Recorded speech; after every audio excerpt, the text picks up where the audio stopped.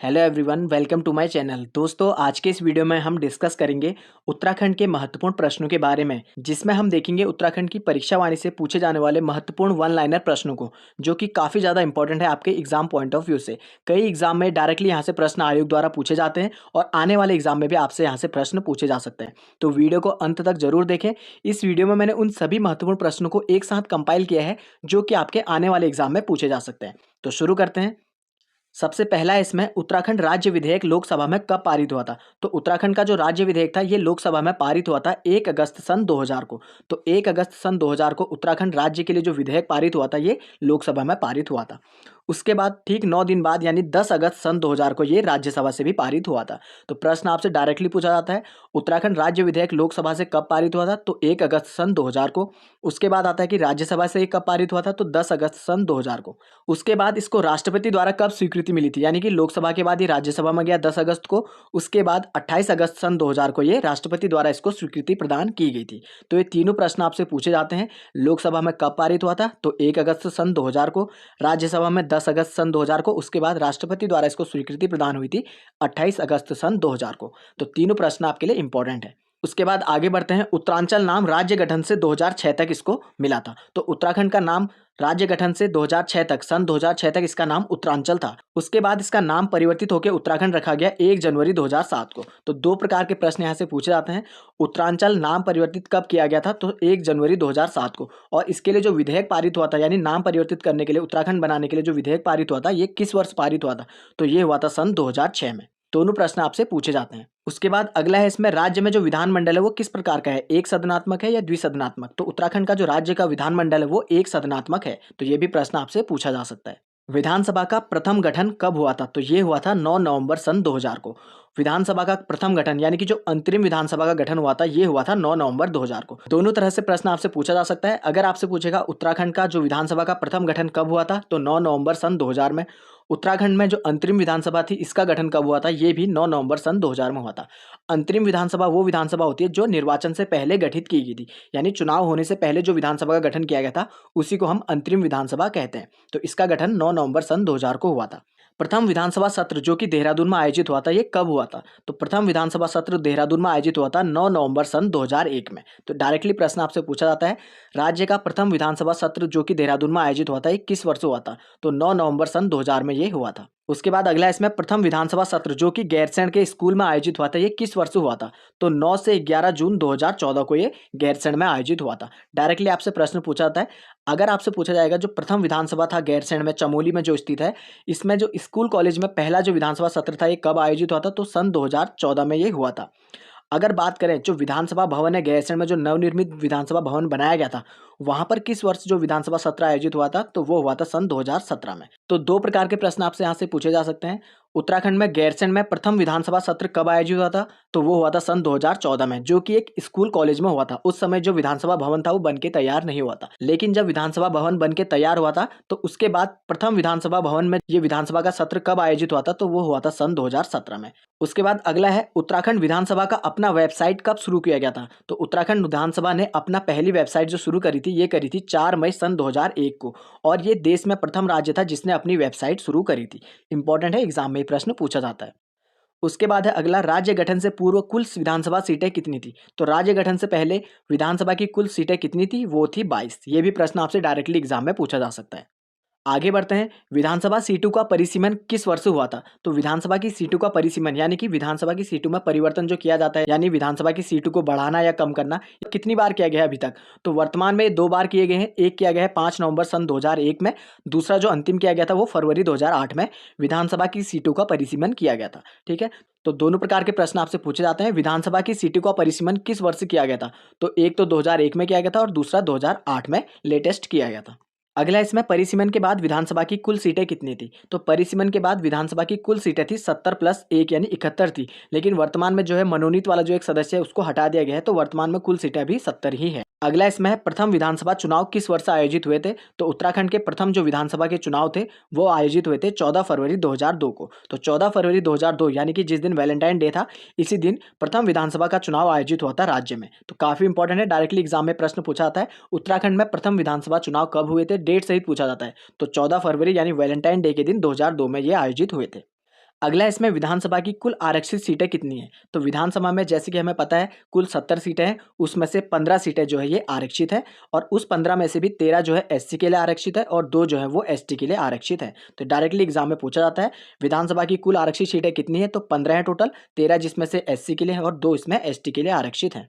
अगला प्रश्न है एसटी के लिए आरक्षित सीटों की संख्या जो है वो कौन कौन सी है और कहाँ से है। तो इसमें एसटी के लिए 2 सीटें हैं, एक तो है चक्राता देहरादून से, दूसरी है नानकमत्ता उधम सिंह नगर में। तो 2 सीटें हैं जो कि एसटी के लिए आरक्षित हैं। काफ़ी इंपॉर्टेंट है, डायरेक्टली ये प्रश्न पूछे जाते हैं इनमें से कौन सी सीटें एसटी के लिए आरक्षित है। तो चक्राता देहरादून की और दूसरी है नानकमत्ता उधम सिंह नगर से। अगला इसमें दोस्तों सर्वाधिक विधानसभा की सीटें किस जिले में है। तो सर्वाधिक विधानसभा की सीटें हैं हरिद्वार में, जो कि है कुल 11 विधानसभा सीटें। और बात करें सबसे कम विधानसभा सीटें की, तो सबसे कम विधानसभा सीटें हैं बागेश्वर, रुद्रप्रयाग और चंपावत। इन तीनों में 2-2 विधानसभा की सीटें हैं। तो डायरेक्टली एग्जाम में पूछे जाते हैं किस जिले में सर्वाधिक विधानसभा की सीटें हैं। तो हरिद्वार में है और सबसे कम किस में है, तो बागेश्वर, रुद्रप्रयाग और चंपावत में। अगला जो इसमें इंपॉर्टेंट है राज्य से लोकसभा की कुल सीटें कितनी है। तो राज्य से उत्तराखंड की लोकसभा की जो टोटल सीटें हैं वो है 5। कौन कौन सी हैं, टिहरी से 1 सीट, पौड़ी से, अल्मोड़ा से, नैनीताल से और हरिद्वार से। इन 5 जिलों से राज्य की लोकसभा में सीटें हैं, यानी कि यहाँ से इन 5 जिलों से लोकसभा के सदस्यों का चुनाव होता है। उसमें से अभी वर्तमान में जो लोकसभा के सदस्य कौन कौन से और कहाँ से हैं वो भी हम यहाँ पर देख लेते हैं।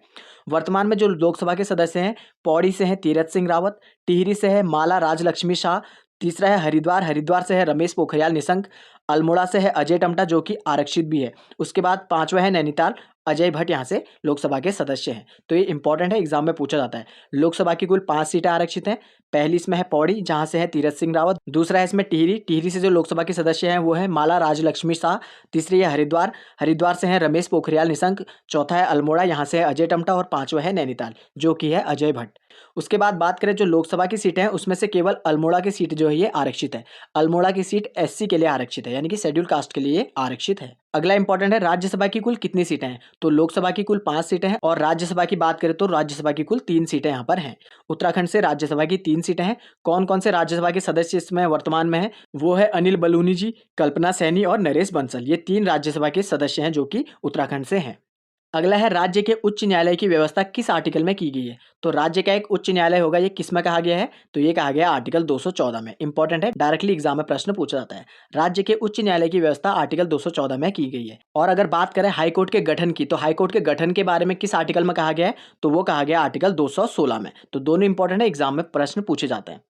उसके बाद अगला है हाईकोर्ट की स्थापना। जो उत्तराखंड का हाईकोर्ट था इसकी स्थापना कब हुई थी। तो राज्य गठन के समय ही हाईकोर्ट की भी स्थापना कर दी गई थी। तो राज्य का गठन हुआ था 9 नवंबर सन 2000 को। उसी वर्ष हाईकोर्ट की भी स्थापना उत्तराखंड में हो गई थी जो कि है नैनीताल में। उत्तराखंड का हाईकोर्ट नैनीताल में स्थित है।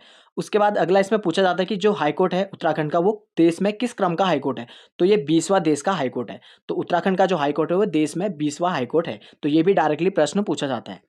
अब बात करें हाईकोर्ट के कुल न्यायाधीशों की संख्या। तो हाईकोर्ट में जो है उत्तराखंड के हाईकोर्ट में कुल न्यायाधीश यानी जो जजों की संख्या वो कितनी है। तो वर्तमान में उत्तराखंड के हाईकोर्ट में कुल जजों की संख्या है 11, जिसमें से 9 जो है वो स्थायी न्यायाधीश हैं और 2 जो है ये तदर्थ न्यायाधीश हैं। दोनों तरीके से प्रश्न आपसे पूछा जाता है। कुल न्यायाधीशों की संख्या, यानी अगर आपसे पूछा जाएगा कुल न्यायाधीशों की संख्या कितनी है तो वो हो जाएगी 11, और अगर आपसे पूछा जाएगा कि स्थायी न्यायाधीशों की संख्या कितनी है तो वो है 9। अगला इसमें सर्वाधिक तहसीलों वाले जिले कौन से हैं। तो उत्तराखंड में सर्वाधिक तहसीलें हैं पिथौरागढ़, अल्मोड़ा, चमोली, पौड़ी और टिहरी। इनके पास 12-12 तहसीलें हैं। इंपॉर्टेंट है, एग्जाम में पूछा जा सकता है। उत्तराखंड में सर्वाधिक तहसीलें हैं, इनमें से किन जिले में है। तो अल्मोड़ा, पिथौरागढ़, चमोली, पौड़ी और टिहरी में सर्वाधिक तहसीलें हैं। अगला इसमें सबसे कम तहसीलों वाले जिले कौन कौन से हैं। तो सबसे कम तहसीलें हैं रुद्रप्रयाग, हरिद्वार के पास। रुद्रप्रयाग और हरिद्वार के पास केवल 4 तहसीलें हैं। बात करें उप तहसीलों की, तो उत्तराखंड में उप तहसीलों की कुल संख्या है 18। विकासखंड ब्लॉक की संख्या जो है उत्तराखंड में वो है 95। उत्तराखंड में जो विकासखंड है यानी जो ब्लॉक है वो कुल 95 हैं। अगला है इसमें सर्वाधिक ब्लॉक किस जिले में। तो सर्वाधिक ब्लॉक है पौड़ी गढ़वाल में जो कि है 15। उसके बाद है अगला सबसे कम ब्लॉक किस जिले में है। तो सबसे कम ब्लॉक जो है वो रुद्रप्रयाग और बागेश्वर में है जो कि 3-3 है प्रत्येक जिले में। आगे बात करते हैं अंग्रेजों के समय कुमाऊं में कुल कितने परगने और पट्टियां थी। तो डायरेक्टली एग्जाम में पूछा जा सकता है अंग्रेजों के समय में जो कुमाऊं में कुल परगने थे वो कितने थे, या पट्टियां जी थी वो कितनी थी। अंग्रेजों के समय कुमाऊं में कुल 19 परगने थे और 125 पट्टियां थी। तो डायरेक्टली एग्जाम में प्रश्न आपसे पूछा जा सकता है। अगला इसमें अंग्रेजों के समय जो गढ़वाल है वहां पर कुल कितने परगने थे और कितनी पट्टियां थी। तो अंग्रेजों के समय में गढ़वाल में कुल 11 परगने थे और 86 जो है पट्टियां थी। अगला इंपॉर्टेंट जो है राज्य के कितने भूभाग पर 1874 में जो राजस्व पुलिस व्यवस्था लागू है वो कितने प्रतिशत भूभाग पर अभी वर्तमान में है। तो उत्तराखंड में जो राजस्व पुलिस व्यवस्था लागू की गई थी तो वो उत्तराखंड के लगभग 60% भूभाग पर लागू की गई थी, जो कि 1874 में की गई थी और हेनरी रैमजे के समय में ये व्यवस्था लागू करी गई थी। अगला है इसमें इंपॉर्टेंट, राज्य का प्रथम साइबर थाना कब खोला गया था? तो राज्य का प्रथम पुलिस साइबर थाना जो खोला गया था ये 25 मार्च 2015 को देहरादून में खोला गया था।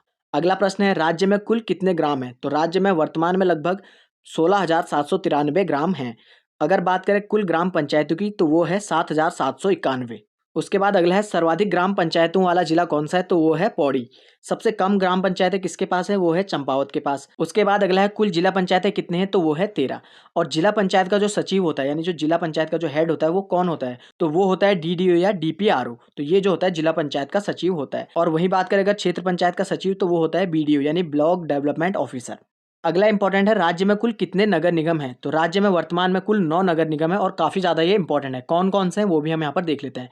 तो देहरादून, हरिद्वार, हल्द्वानी, काशीपुर, रुद्रपुर, रुड़की, ऋषिकेश, कोटद्वार और श्रीनगर, ये सभी 9 नगर निगम हैं जो कि उत्तराखंड में वर्तमान में हैं। अगला इसमें, प्रथम बार वन पंचायतों का गठन कब किया गया था? तो काफ़ी इंपॉर्टेंट है दोस्तों, एग्जाम में डायरेक्टली पूछा जाता है। राज्य में प्रथम बार वन पंचायतों का गठन किया गया था 1931 में। और कुमाऊं में सर्वप्रथम वन कानून कब बने थे? तो ये भी 1931 में ही बने थे। अगला इसमें, वन पंचायतों में महिलाओं हेतु आरक्षण कितना है? तो उत्तराखंड की जो वन पंचायत है इसमें महिलाओं के लिए 50% आरक्षण दिया गया है। अगला इसमें, राज्य में एससी हेतु आरक्षण कितना है? तो वो है यहाँ पर 19%। और बात करें एसटी तो एसटी के लिए यहाँ पर 4% का आरक्षण दिया गया है। और ओबीसी के लिए यहाँ पर 14% का आरक्षण दिया गया है। डायरेक्टली एग्जाम में पूछा जाता है दोस्तों। एससी के लिए है 19%, एसटी के लिए 4% और ओबीसी के लिए है 14% का आरक्षण। उसके बाद अगला इसमें, भूतपूर्व सैनिकों के लिए कितना आरक्षण दिया गया है? तो 5% का आरक्षण भूतपूर्व सैनिकों के लिए भी है। खिलाड़ियों के लिए दोस्तों 4% का आरक्षण यहाँ पर दिया गया है। उसके बाद बात करें विकलांगों हेतु कितना आरक्षण दिया गया है? तो उत्तराखंड में विकलांगों हेतु 3% का आरक्षण दिया गया है। स्वतंत्रता संग्राम सेनानियों के लिए यहाँ पर 2% का आरक्षण दिया गया है। उसके बाद अगला है, राज्य सेवा में महिलाओं हेतु कितना आरक्षण दिया गया है? तो ये दिया गया है दोस्तों 30%।